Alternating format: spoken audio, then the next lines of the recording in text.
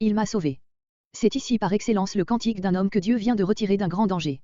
Le ton de ce psaume n'a pas la majesté du psaume 103, qui est aussi un chant de reconnaissance. La pensée de notre psalmiste ne se porte pas avec la même sérénité sur les richesses de l'amour de Dieu, pour en explorer les profondeurs. Son âme est encore trop frémissante, pour pouvoir faire entendre autre chose qu'un cri de gratitude et d'amour, qui revient sous différentes formes, à mesure que reparaît le souvenir d'une mort imminente. Le psaume est anonyme, les formes chaldéennes de plusieurs mots font supposer qu'il a été composé à Babylone ou en tout cas après le retour de la captivité. S'il se rapporte à la délivrance nationale du peuple captif, plutôt qu'à un exaucement tout personnel, il est permis de supposer que nous avons ici le cri de reconnaissance d'un Israélite pieux, au moment où fut promulgué l'édit de Cyrus. L'émotion du psalmiste est visible, des phrases entrecoupées et des pensées inachevées font saisir sur le vif l'agitation d'une âme à peine sortie d'une crise redoutable. Ce psaume, qui parle de ce qu'est pour l'Éternel la mort de ses bien-aimés, verset 15, acquiert, pour le chrétien, une valeur spéciale par le fait de l'encouragement qu'il apporta au Sauveur peu avant sa mort, puisqu'il fut de ceux que Jésus chanta avec ses disciples à son dernier repas, voir introduction au psaume 113. On ne saurait s'attendre, en un psaume pareil, à un enchaînement très rigoureux des pensées. Pourtant, on peut donner aux 4 strophes les titres suivants. Les liens de la mort, versets 1 à 4. Le salut, versets 5 à 9. L'homme menteur et le Dieu fidèle, versets 10 à 14. Les vux du fidèle délivré, versets 15 à 19. Verset 1. Verset 1 à 4. Les liens de la mort. J'aime l'Éternel, littéralement, j'aime, car l'Éternel entend. À plusieurs reprises, dans ce psaume, verset 2, 10, on trouve des verbes dont le complément n'est pas indiqué, mais ressort de l'ensemble de la phrase. Ici le mot j'aime, sous cette forme absolue, exprime avec énergie le sentiment dont déborde le cœur du psalmiste. La traduction, je me réjouis de ce que l'Éternel entend, affaiblit singulièrement la pensée et enlève au mot aaf, aimer, son sens habituel.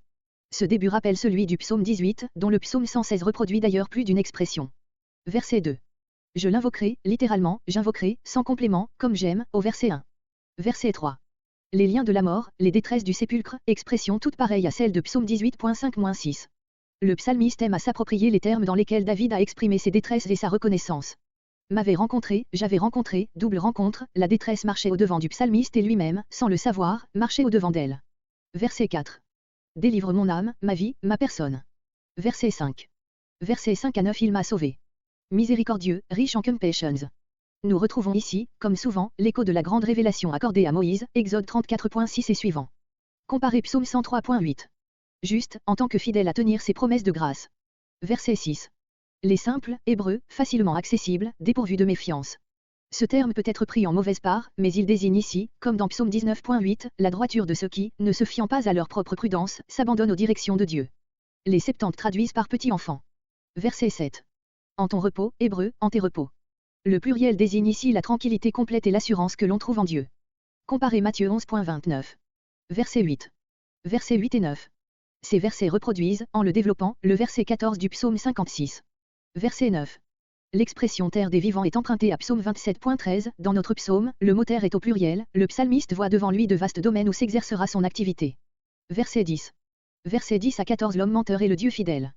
Cette strophe, plus encore que les autres, reflète la succession rapide des émotions intenses qui ont agité l'âme du psalmiste. J'ai cru. Ici encore, le verbe est sans complément. Ce qui est mis en saillie, c'est l'acte décisif de foi par lequel le psalmiste a invoqué l'Éternel dans sa détresse. Car j'ai parlé. La preuve que j'ai cru, c'est que j'ai parlé. Saint Paul, citant cette parole, 2 Corinthiens 4.13, traduit, comme les Septante, j'ai cru, c'est pourquoi j'ai parlé. Les deux sens offerts par les conjonctions car, c'est pourquoi, diffèrent en réalité moins qu'il ne le semble. Les paroles que le psalmiste a prononcées dans sa détresse ont été en même temps le fruit et la preuve de sa foi, la preuve, parce qu'elle en était le fruit.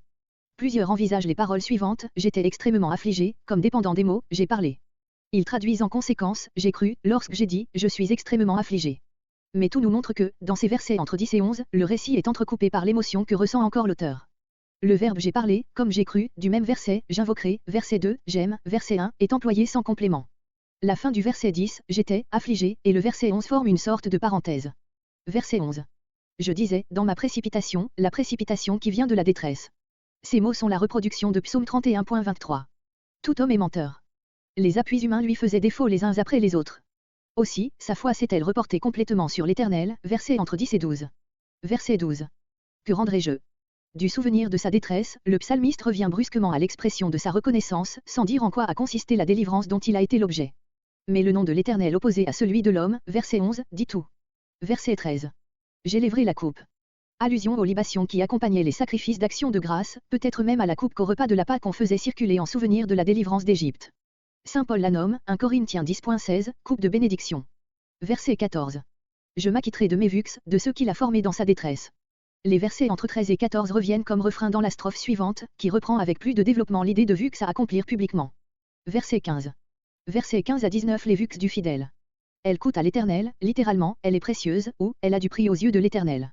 L'expérience que vient de faire le psalmiste lui a appris que l'Éternel ne livre pas volontiers à la mort ses bien-aimés. C'est la même pensée que celle de Psaume 72.14, leur sang est précieux à tes yeux. Verset 16. Oui.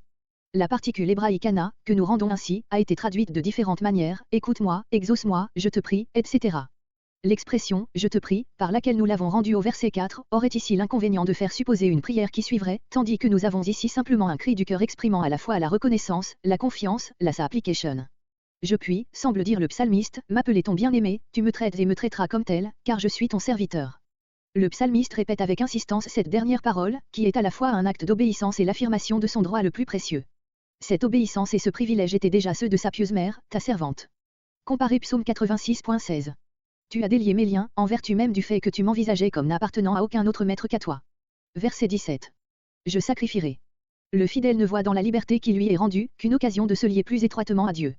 Comparez 1 Pierre 2.16.